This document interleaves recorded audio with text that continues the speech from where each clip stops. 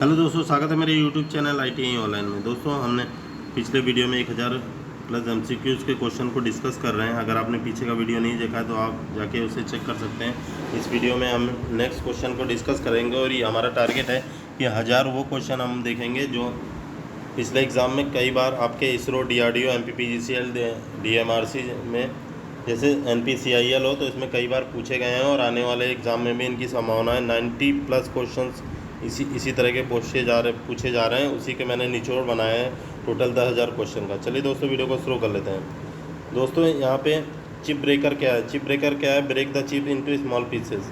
Chip breaker का प्रयोग करते हैं जो चिप्स होते हैं उसको छोटे छोटे टुकड़ों में तोड़ने के लिए। नेक्स्ट क्वेश्चन है abbreviation use to specify Acme thread. जो एक्मी थ्रेड होता है उसको हम किस प्रकार से लिखते हैं? तो वहाँ एक्मी थ्रेड के लिए हम प्रयोग करते हैं TR60 × 90। कैसा प्रयोग करते हैं? एक्मी थ्रेड TR60 × 9 का प्रयोग करेंगे। ये हमारी एक्मी थ्रेड की स्पेसिफिकेशन है। चलिए दोस्तों, नेक्स्ट क्वेश्चन है यहाँ पे least count of 1 year height gauge. तो 1 ईयर हाइट गेज का लीस्ट काउंट कितना होता है? 0.02 mm होता है। तो 1 ईयर हाइट गेज का लीस्ट काउंट 0.02 mm होगा। दोस्तों, लीस्ट काउंट सबके याद करना बहुत ज़रूरी है। अगर आप चाहेंगे तो इस पर मैं डेडिकेटेड वीडियो भी बना दूंगा। फिलहाल टाइम कम है, इस वजह से मैं ज़्यादा से ज़्यादा क्वेश्चन हमें डिस्कस करना है तो हम इस पर टाइम नहीं वेस्ट करेंगे। चलिए दोस्तों, नेक्स्ट है हमारा पैन हेड रिविट किस प्रकार का होता है? It is use in heavy work. और जहाँ पे भारी कार्य करना होगा वहाँ पे पैन हेड रिविट का प्रयोग करेंगे। कैसे रिविट का? पैन हेड, पैन के शेप में वो रिविट होता है आपके। चलिए दोस्तों, नेक्स्ट क्वेश्चन है जिक्स। जिक्स क्या होता है? It is use in drilling, tapping and rhyming. जिसका प्रयोग हम कहाँ करते हैं? टूल को लोकेट करने के लिए। आप याद रखिएगा जिक्स का प्रयोग होता है। और इसका प्रयोग हम करते हैं ड्रिलिंग, रीमिंग और टैपिंग जैसे जगहों पे जिसका प्रयोग करते हैं। चलिए दोस्तों, नेक्स्ट क्वेश्चन देखते हैं केम। केम क्या है दोस्तों? The primary function of cam is to convert rotary motion to reciprocating motion. Cam क्या करता है दोस्तों?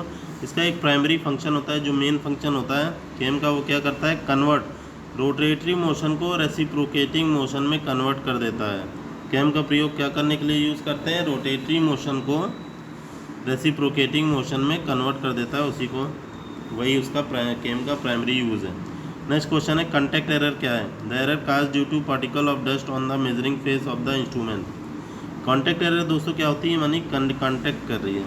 तो कोई भी मशीन है, कोई भी जॉब है, उससे अगर कोई डस्ट वगैरह उस पर लगती है तो वो एक टच करके ही लग रही है ना, उस पर टच हो रहा है तभी लग रही है, तो इसीलिए उसको कॉन्टैक्ट एरर बोलते हैं। The error cause due to particle dust, यानी कि कोई भी डस्ट वगैरह होती है जो पार्टिकल इंस्ट्रूमेंट पे लग जाती है उसी को कॉन्टैक्ट एरर बोलते हैं। उसी से ही जब हम नापते हैं तो कुछ एरर आता है, जब उसमें डस्ट जमा रहती है उसी वजह से एरर आता है। तो उसी एरर को हम कॉन्टैक्ट एरर बोलते हैं, क्योंकि जब हम जॉब को नापते हैं तो उस डस्ट की वजह से जो मेजरमेंट मान लीजिए 10 mm का है, मेज़र कर रहा है, तो अगर कॉन्टैक्ट एरर उसमें 0.2 mm है, इसका मतलब उस जॉब की सही माप 9.8 mm ही होगी। उसी को कॉन्टैक्ट एरर बोलते हैं। नेक्स्ट क्वेश्चन है हमारा hand reamer versus machine reamer. अब हैंड रीमर और मशीन रीमर में क्या अंतर है? जो hand reamer has longer bevel lead. Hand reamer हाथ से प्रयोग करना है तो बेवल लीड उसका लंबा होगा as compare to machine reamer, और मशीन रीमर का छोटा होगा। तो हैंड रीमर और मशीन रीमर का अंतर क्या होता है दोस्तों? सबसे बड़ा अंतर यही है कि जो हैंड रीमर होगा उसका बेवल लीड लंबा होगा, किसके मुकाबले? मशीन रीमर के मुकाबले।